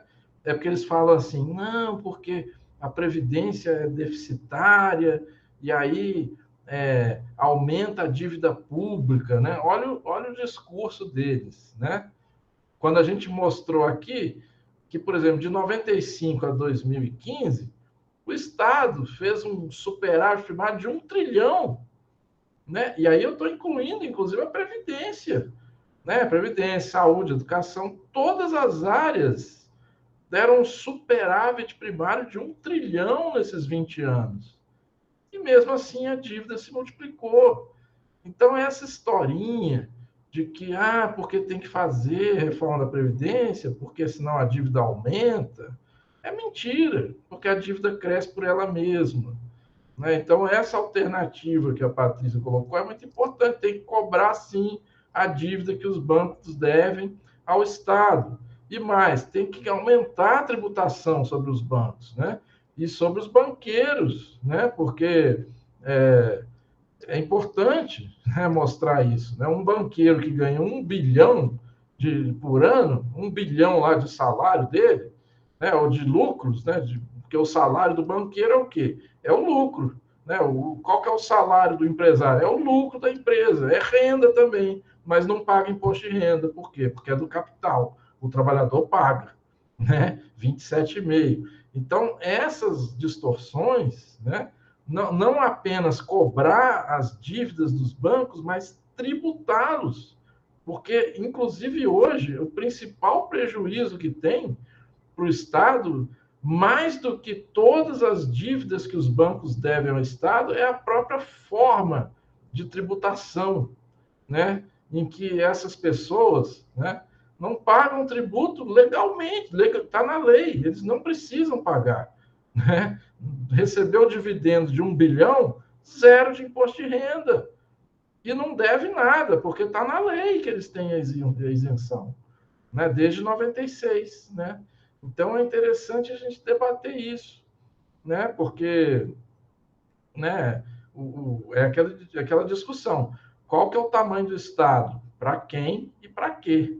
Né? Isso é política, isso é luta de classes, né? E temos que saber que nós estamos do lado, porque tem muita ilusão também, né? Tem muita gente que acha que não pode tributar o rico, porque senão isso vai ser ruim para o pobre, porque aí o rico não vai querer fazer investimento, né? Tudo mentira, né? Tudo bobagem, isso aí conversa, né, que na prática a gente sabe que hoje eles têm privilégios absurdos, né? E vocês sabiam, inclusive, né, que no Brasil os 20 maiores bilionários têm a mesma riqueza do que 60% de toda a população, né? Ou seja, ficam dizendo, né, não, porque não pode tributar os ricos. Onde já viu isso? 20 pessoas têm mais riqueza do que 60% da população do país, né? Tá na cara que tem um sistema por trás, feito, fabricado para concentrar renda. É o que? O sistema da dívida e o sistema tributário, né? Na verdade, é por aí, né? E a questão da Adriana, né? Muito bem colocado aí, o aniversário da Constituição, né? Que está há décadas sem cumprir, né? A auditoria da dívida, inclusive você citou aí a participação do Paulo Rubens, né? Paulo Rubens Santiago, inclusive na CPI da dívida, né? De 2009, 2010, ele votou com a gente, né? No relatório alternativo, né? Da CPI da dívida que aconteceu na Câmara. Muito interessante esse evento, né? E aí ela colocou uma questão interessante sobre o arcabouço fiscal. Essa questão da autonomia da universidade, que nos últimos anos, né, foi visto de uma forma equivocada, dizendo assim, não, se vocês querem que a universidade seja autônoma, então que ela mesma busque os recursos, né? Tem todo esse discurso, né? Inclusive, no próprio arcabouço, tem uma porta para isso aí, né? Ele tirou do teto, ou seja, liberou que as universidades possam, que não seja contabilizado, né, para fins do teto, ou seja, liberou as despesas das universidades, mas apenas nos valores custeados com receitas próprias, de convênios, contratos, celebrados com quem? Entidades privadas, né?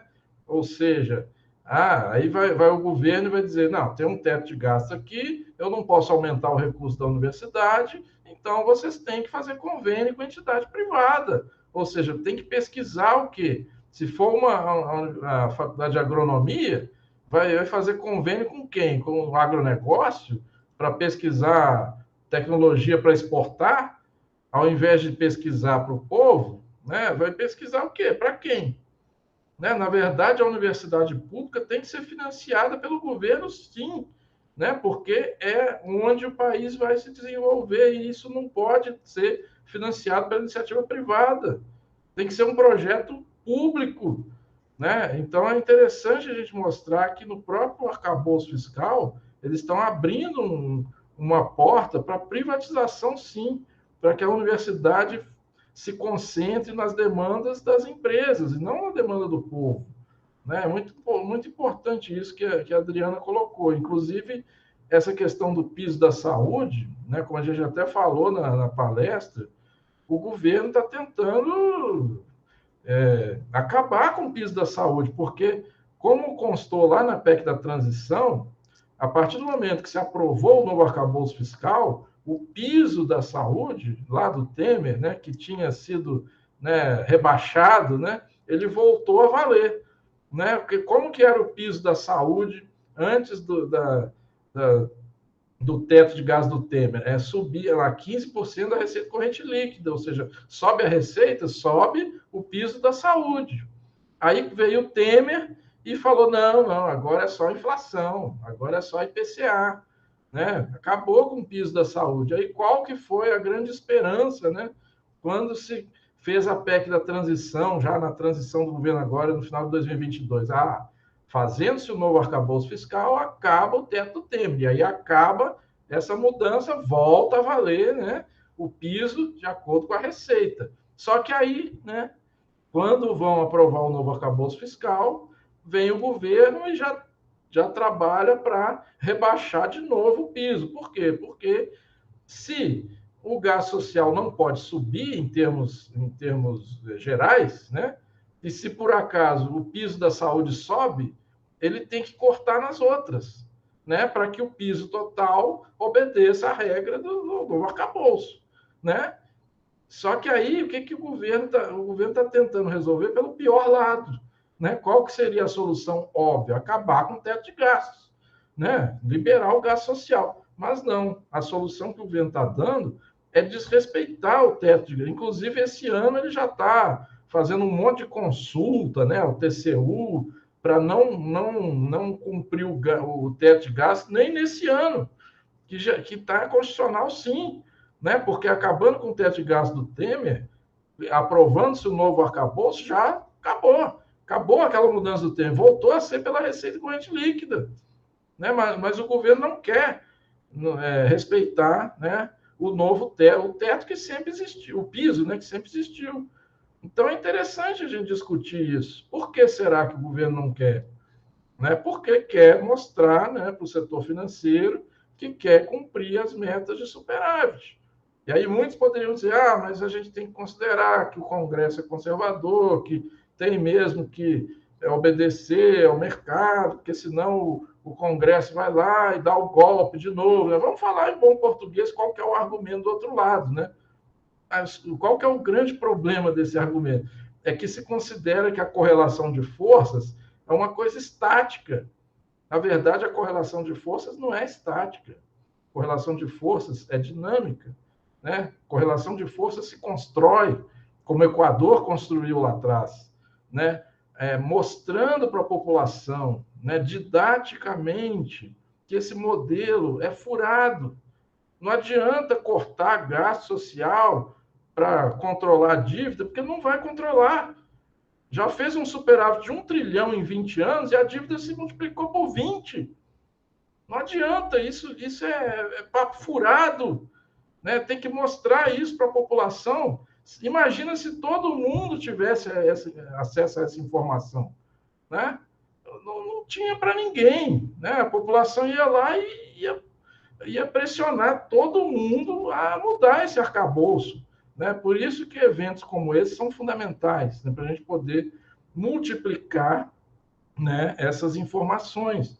Porque hoje em dia, o senso comum geral é que realmente temos que controlar, tem que cortar, senão a dívida explode e tal. E aí, dentro dessa ideia, é óbvio, né, que os parlamentares conservadores vão ter poder, né? Isso sem haver um processo um processo bem dialogado com a sociedade. Infelizmente, o governo lançou esse arcabouço sem sequer ter articulado com a sociedade. Por que ele mandou um arcabouço quase idêntico ao do Temer, sem ter conversado com a sociedade antes? Né? Por que o governo não chamou a sociedade? Olha, nós queremos acabar com o teto de gastos do Temer e queremos ter poder no parlamento, sim, temos que ter poder. Articulava com a sociedade. Lá no Equador foi assim. O presidente falava, esse setor aqui nós temos que pressionar, esse setor aqui tem que pressionar também. E pressionou e resolveu. Aqui no Brasil, não. Aqui no Brasil se fala, nós não podemos fazer nada, porque senão o Congresso vai lá e dá o golpe. Não é assim. Não é possível que nós vamos ficar refém desse argumento, né? É importante a gente discutir, né, isso, porque certamente, né, se a gente for debater com alguém do governo isso aí, eles vão vir com esse argumento, sim. Vão dizer, né, nós temos que estar preparados para esse debate. Eles vão dizer que não, se você se você acabar com a meta de superávit primário, o mercado financeiro dá o golpe e faz impeachment do Lula. Eles vão dizer isso, né? Então, é importante a gente estar preparado para esse debate, mostrar as experiências que já ocorreram, né, nos países vizinhos, né, de que é possível, sim, a gente efetivamente mudar essa realidade, né? Porque a correlação de forças ela se constrói, né? É importante mostrar isso. Senão, vamos ficar refém disso. E, na verdade, é isso que o lado de lá quer, né? Ele quer que o governo faça mesmo essas metas para não haver exatamente o investimento na população, né? Para depois dizer que o problema é a culpa do governo que não soube fazer, como a gente viu na época da Dilma, né? Então, é interessante discutir isso. A gente está preparado para esse debate, porque o outro lado vai colocar isso aí, né? Então, acho que é um pouco por aí. Não sei se surgiu mais uma pergunta ou podemos encerrar, Luciano. Não surgiu. Não sei se tem mais alguém que queira, eu dou a última oportunidade de levantar a mão ou escrever aqui no chat, mas acho que não. Então, acho que a gente pode concluir.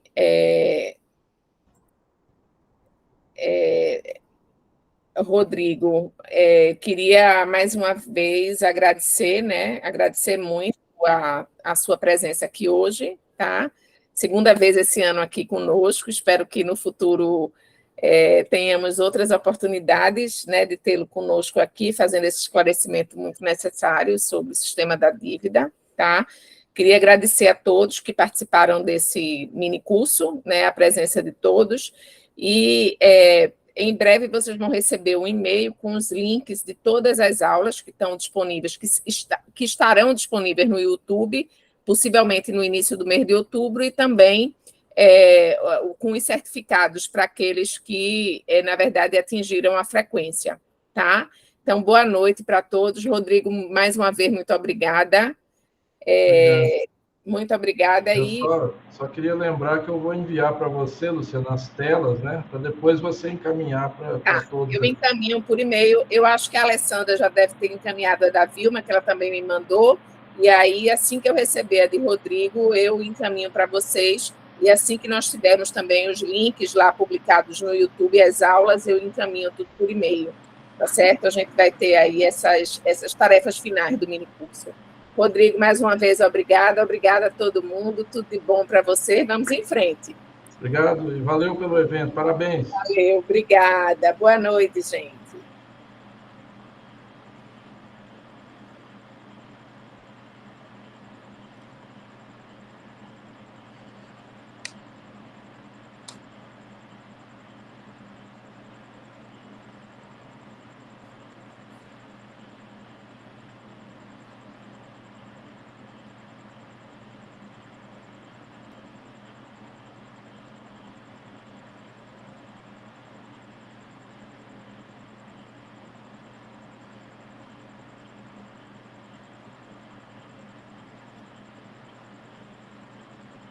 Uhum.